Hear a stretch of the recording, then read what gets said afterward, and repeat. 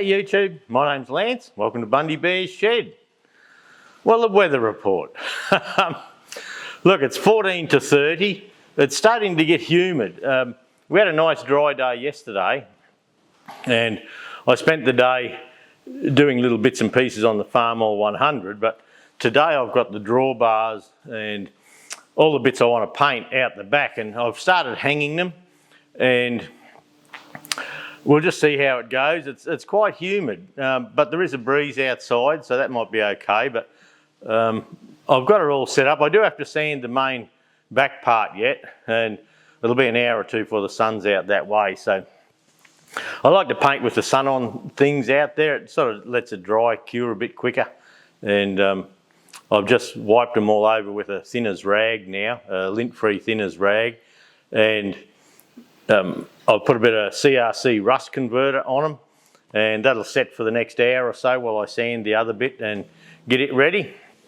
And we should be able to pop a little bit of red paint around. So there's a little piece on the bell housing of the Farm All 100 where the fuel tap was leaking, and it sort of dulled the paint off a bit. So I want to mask the ID plate up and mask the wiring harness up and just get a bit of nice gloss back in there. And it's in under the fuel tank, but that doesn't matter where it is. You might hear planes and helicopters going over at the moment. It's quite windy and there's a few bushfires or wildfires around the area. And the little planes come through.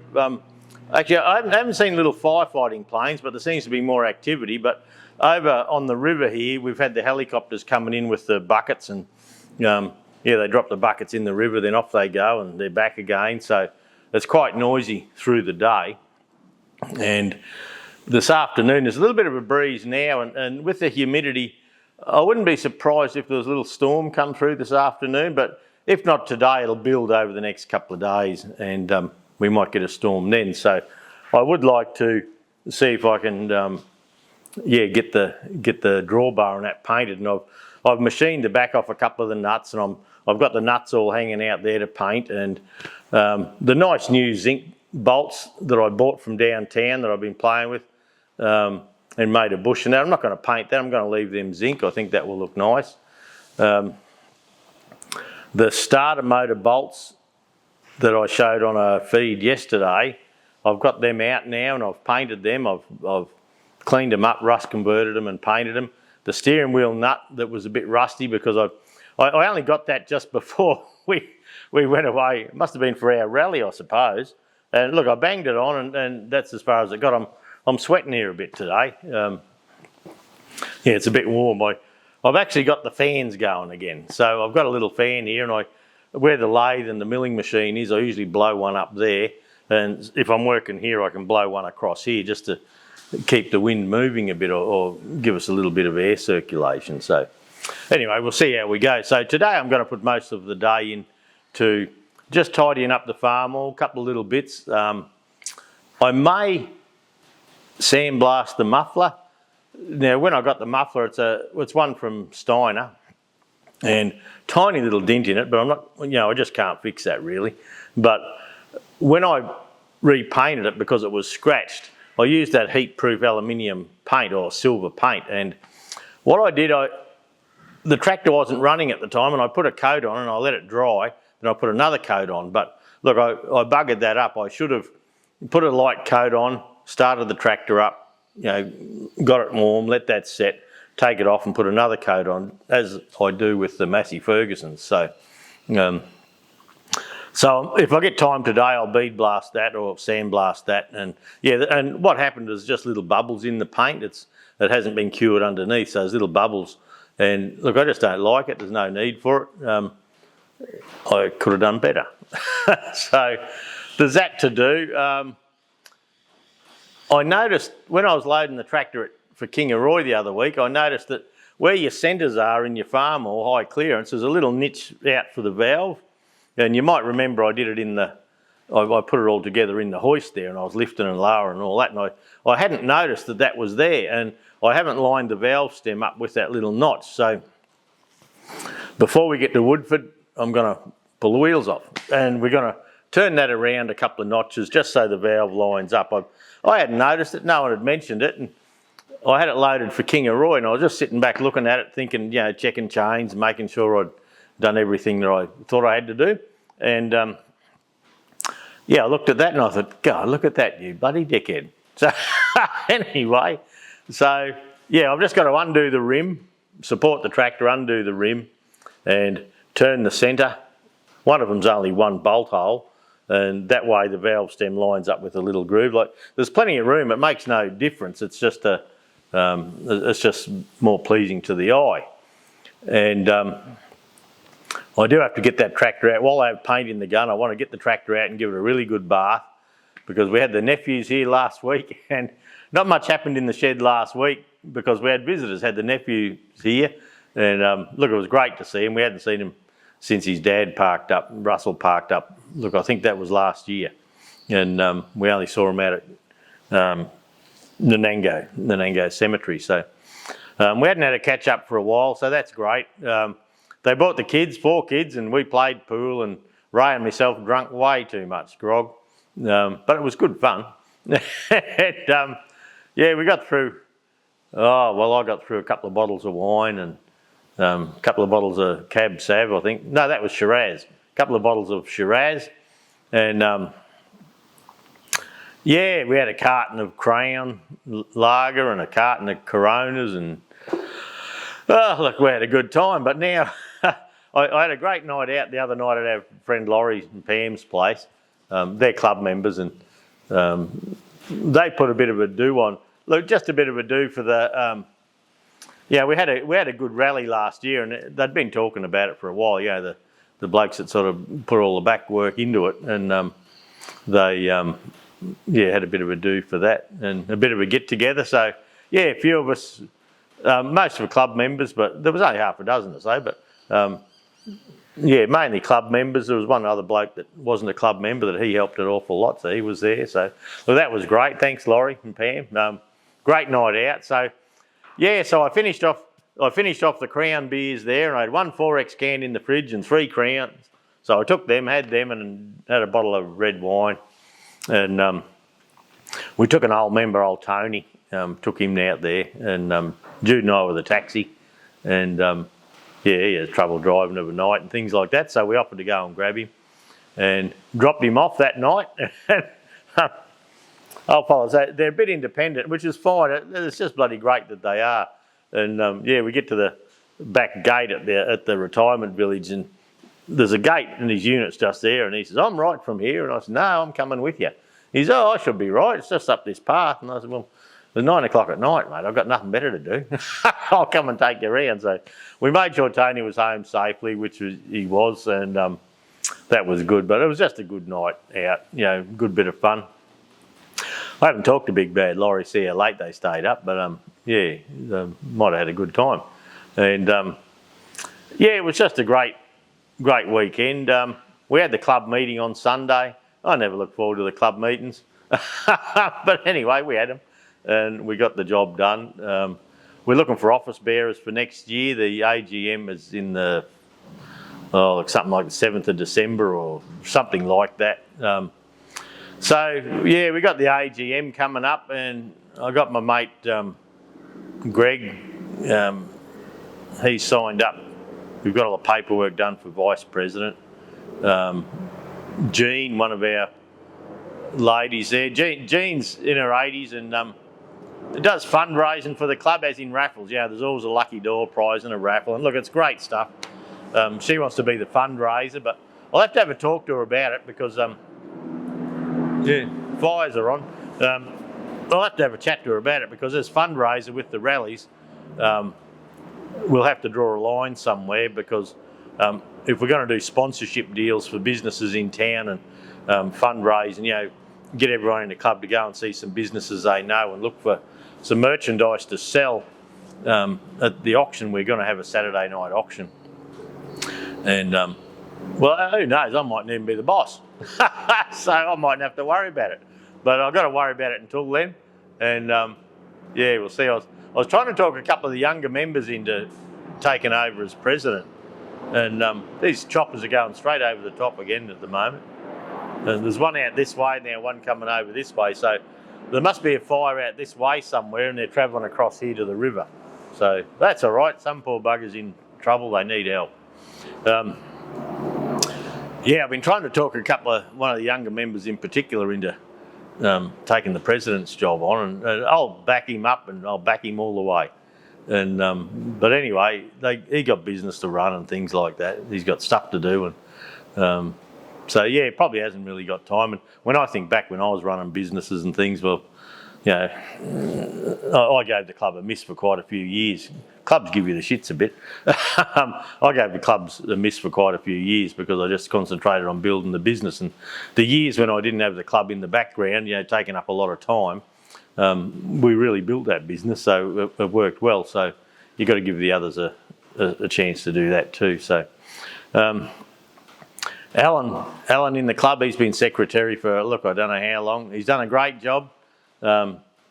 Yeah, look, he ruffles feathers, but so do I. It's part of the job.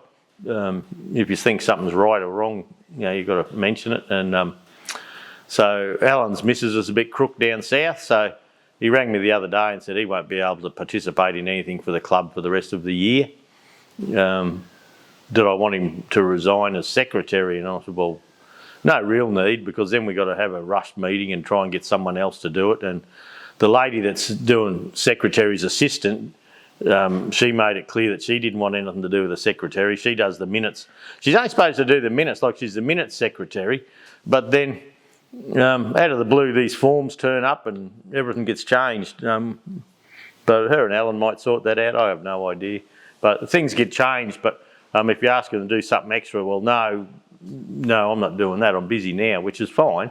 But so I've told Alan that I'll just do his job for him. You know, if he stays secretary, I'll keep him in the loop and I'll do the work for him. You know, get the letters in and out and get ready for the AGM and, you know, just the stuff that he did. I'll keep in touch with him because he's doing it for that long that having his advice in your ear is certainly a good thing. So we'll see how that goes. But look, it's more fun in the shed than all that other crap. Yeah. I've got this injection pump apart, and I filmed pulling it apart, and that's from the 23C. And when I got it apart, the washer, there's an Allen head screw, a spring washer and a flat washer that holds it all in. Well, when I undid it, that flat washer, it's like a round washer with two flat sides on it, so it goes down the spline. It's broken in 3 pieces. Look, I've looked and looked. I had a real old rusty pump one time, and you opened the side and it was just a ball of rust. And look, I got a feeling I threw the bloody thing out, and I've been looking in the scrap metal, and I've been looking everywhere. I cannot find the bloody thing yet. So I haven't started putting it together yet, but I do hope to film it in the next few days, depending on how busy the helicopters are. But yeah, I've got a 23C tractor out the back of Deluxe that I have been thinking of pulling the pump off that, but it's nice and sealed all out there at the moment, and I could get the pump off that and grab that washer just to get this one going, but I did have that other rusty pump, and like when you opened the side, water just come out and it was just a big rusty blob of shit. So I can't imagine that I've chucked it out, you know, without taking like the lift cover off it and, you know, getting the levers, the throttle levers and all that. So I've probably sat it in a safe place. No idea where that safe place is, but I'm looking for that at the moment. So I'm scrummaging around, and up the other end I'm having a little bit of a clean up, just sweeping out and yeah, just tidying up really. I've got to tidy the lathe again because I've been buggering around there. Hang on a second. Another thing I've been doing is I've done a video on pulling the tubes on this head here, but I made a puller one time when I did that first video. I cannot think of what I've done with the bloody thing. So I went and got some 9/16 UNF bolts, and I've run the thread down. So I've run the thread down, and this here is a wheel nut. That's a bit fuzzy. This I'm getting used to the autofocus on this new camera and on this Canon, and yeah, I'm not sure. I might be missing something, I don't know. But is that still? Yeah, it's doing face recognition and all that sort of stuff, so who knows. But yeah, I put a centre up it and held it in the 6 jaws, and I run a die down it. And so I've got a nice long bolt in there now to pull these tubes, and it'll go in the Massey drawer where the other one should have went. And yeah, so it'll give us room to pull that out. Now, I thought I had a top link bush I could bring down over here, but I just haven't at the moment. I think I might even have a pipe fitting. So all I have to do now is get myself a pipe fitting, look about somewhere around the length of the tube, so that when we screw this in, I'll try the other end, eh?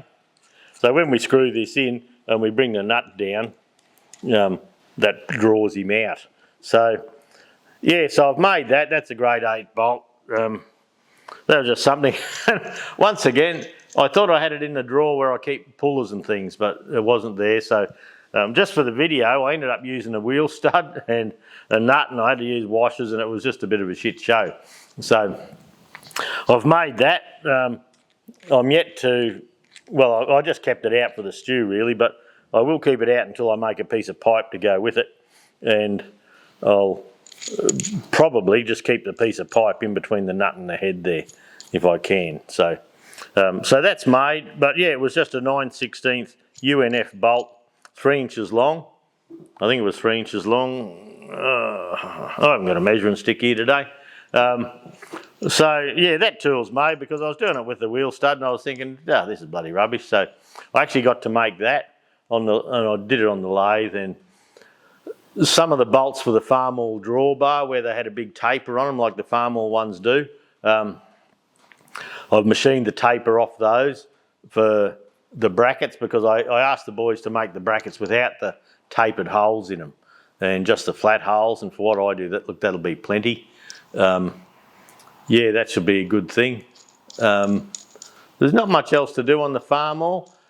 We're getting ready to go to a rally at Woodford. Now, the AMRSQ, which is Antique Machinery Restoration Society of Queensland, they run out of the Caboolture Historic Village for many years, and they still have gear there, but it wasn't suitable for their rally, so they moved away to Woodford Showgrounds there for a while, and the last couple of years I believe they've been back at the Historic Village, but now they're back at Woodford. It's just more room and ideally better for a vintage machinery rally as we know it here in Queensland or in Australia.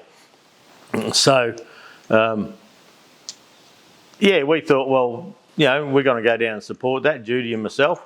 So I'm trying to tidy up the tiny little loose ends I didn't have time to do on the Farmall before then, and that's just, you know, the drawbar and things like that, just tidy up a few loose ends. And we're going to take the Farmall down to Woodford and spend the weekend there with the AMRSQ.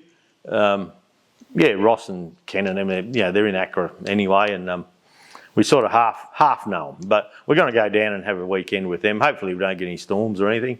And then after that, the ACRA, which is the governing body for a lot of the Queensland club. It's like the NHMA, National Historic Machinery Association, but it's the Australian Restorers, Collectors and Restorers Association in Queensland. And I've been vice president of that for a couple of years now, and we're having a meet and greet for any members and an AGM for ACRA at the Pittsworth Hotel Motel on November the 22nd, 2026. So Jude and I will head down there. We've booked a motel down there for a couple of nights. Jude's got a cousin down there that we caught up with while we went down for the NHMA. And so, yeah, we might catch up with them, you know, one of the evenings and see how we go. But, yeah, there's a meet and greet and, you know, have lunch at the pub and all that before the AGM at, look, I think 1 or 1:30, I can't recall now. So we'll be down at Pittsworth for that on the 22nd of November. Woodford on the 18th of October. On the 18th of October, there's also the Maryborough, the Tanana show, which is the Wide Bay Vintage Machinery Club. They've had a rally for many years on the soccer grounds at Tanana, which is a suburb of Maryborough, Queensland. And there's have mainly been engines. Like I think someone was telling me, I didn't go last year, but I think someone told me like there was one tractor there, or something like that there. It's mainly just an engine show more than tractors. The tractors have gone away because it's one of those shows where it's just like an agricultural show. Some of the agricultural shows, you turn up for the day, you park your tractor, you're not allowed to move them or do anything with them. At the end of the day, you load your tractor and go home. And it's like that. They don't have grand parades, they don't have anything. You go down there for the day, you take your tractor, you park it. That's it. When it's time to go home, we'll load your tractor up, mate, and don't cut up the soccer ground and go home. So for the engine blokes, Jonesy and all them in the club, they always go down there. I think the young Kempies sound like they're going. And but yeah, we've chose to go where the tractors are more a thing. Yeah, because tractors are the main part of the hobby for myself. And I think Greg's taken his TEA, I think he's a TEA 20, and Laurie's taken his Minneapolis Marlene down there. And the Minneapolis, it was done up by Mel Cameron. It's a bloody lovely tractor, and I wish I could paint like him. Done up in it was at the NHMA, the orange one, bright orange. We call it the peanut. It's a lovely restored tractor. If my farm all, it's done with 2-pack paint too. If my farm all is all right, like his was done in 1999, I think, and 26 years later, the paint still looks like it happened yesterday pretty well. If mine's like that, I'll be bloody surprised. My John Deere, it's got 2-pack on it too. It's been done it's been done 9 years now. Look, it's still holding up pretty good. There's things I'd like to do to it, like it's got a stainless muffler on it. That could do with a bit of a polish, and the carb leaks a little bit. It's just a bugger for flooding that tractor. And I've cleaned the carb, I've cleaned the muck out of it a few times, and yeah, just not a good thing. I think it was last week I popped a video out about the little Chinese carby, the Chinese Zenith 2014 knockoffs, and I mentioned that it was at Agro Trend, which was a show in town here, that it started pissing out. Turns out a little bit of rust had come down through the pipe and got into the needle and seat and jammed it, and it was too big to flow through and drain out.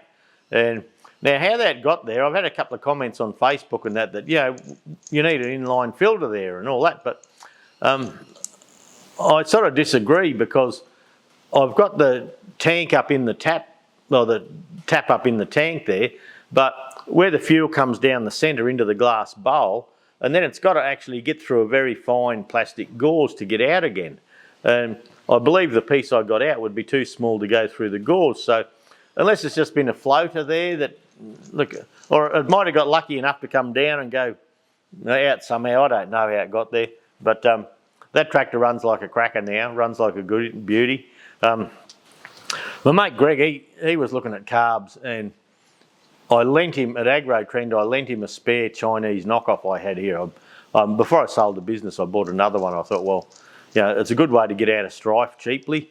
And so I bought the carb, sat in the box here for a fair while, and Greg was talking about buggering around with his carby, that it needs tuning and that. And so I lent him that carby, and he came back to me and he said, look, he says, it'd get enough fuel in it to start and run, but he said then it'd just die, and he couldn't do anything with it. It just didn't run properly, but he put his old carb back on and the problem was solved. So he went into Queensland Tractor Spares and he bought one of the new proper Zenith carbies that Queensland Tractor Spares sell. I think they're nearly $800 now. They're bloody expensive, but that's just how we get hit out here with the exchange rates, Aussie dollar to British pound and freight and all that. So he went and grabbed one of them and put on the tractor. Look, it runs great. I had a fiddle with it, see if I could. They had a tiny little flat spot in it, so I had a fiddle at Kangaroo, and hopefully it's out. I haven't heard otherwise. So I got that Chinese knockoff carb, and while I had the carby off the TE20, I thought, right, I'll put that one on and see what the trouble is. But I pulled it apart first. I could hear the float rattling. The needle and seat looked like it was fine. Had no rubbish in it that I could find. Put the carby on and run like a bloody clock on mine. So unless fiddling with it, it had a sticky needle and seat and that's loosened up or something like that. But yeah, look, the little Chinese carb on mine, the second one, it run nicely. So I took it off, put it back in the box. I put the old one back on that I did the video on last week, and look, it's running like a beauty. Yeah, going really well. So I've been trying to price the wheels, the 600 by 36 tyres. The wheels I got off Anthony. One set I pumped up, I pumped them up to 20 pound just so I knew exactly what it was, a nice round figure, a week or so ago now. And I haven't checked them since, but they seem to be staying up. So I'm tossing up whether to just take the rims off that and put it on my little TE20 with the plough on, just to make it, do something with it. There's another job I got that I should do. All these bloody jobs, lads. The TEA20 outside with the Howard reduction box in it. The fuel tank in that is just so full of shit. I've been pretty keen on, well, just lately I thought, well, if I got some tyres for those other high clear rims, well, they're not high clear so much, they're just narrow row crop.